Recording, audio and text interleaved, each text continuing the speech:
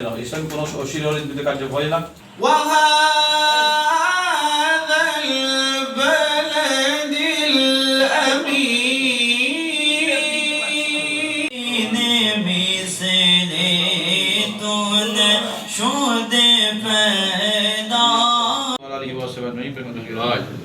প্রতিবারের ন্যায় আগামী 14 জানুয়ারি মঙ্গলবার অনুষ্ঠিত হতে যাচ্ছে বেলায়েতের সম্রাট 5 তরিকার পীর শ্রেষ্ঠ সাধক মহাকবি কুতুবে মকতুব শাহীন শাহ সুফি আলী রাজা প্রকাশ কানু সাহা রহমতুল্লাহ আলাই নির্দেশিত বিশু এবং বার্ষিক উরুস মুবারক সুন্নতি মোতাবেক এবং বিশেষ করে আহলে সুন্নাত জামাতের অনুসারী হিসেবে পালন করার তৌফিক দান করুন।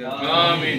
শুক্রবার নগরীর সারাকি মুরস্থ একটি সম্মেলন কক্ষে আয়োজিত এক সংবাদ সম্মেলনে লিখিত বক্তব্যে চট্টগ্রাম আনোয়ারা উপজেলার ওসকাইন আলী নগর দরবার শরীফে অনুষ্ঠিত হতে যাওয়া পবিত্র উরুস উপলক্ষে মিলাদ মাহফিল, সামা মাহফিল, আখেরি মোনাজাত ও তবরুক বিতরণ সহ 12, 13, 14 জানুয়ারি এই 3 দিন ব্যাপী নানা কর্মসূচির কথা তুলে ধরেন শাহজাদা মাওলানা মোহাম্মদ আব্দুল কাদের সানমিয়া।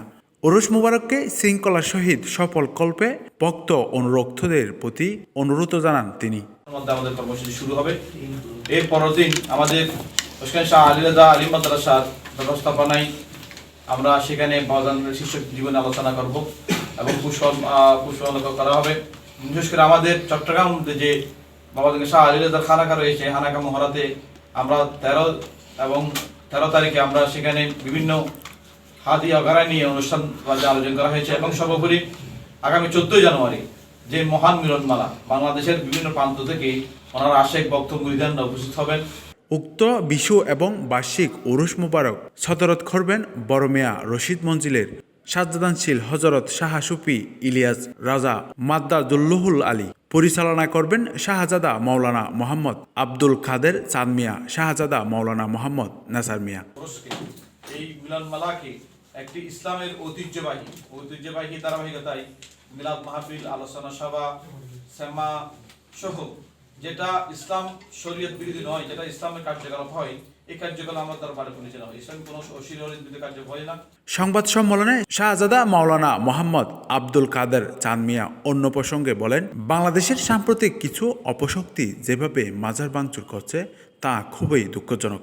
এইসব ঘটনার সাথে জড়িতদের বিরুদ্ধে সর্বোচ্চ আইনগত ব্যবস্থা নেওয়া উচিত।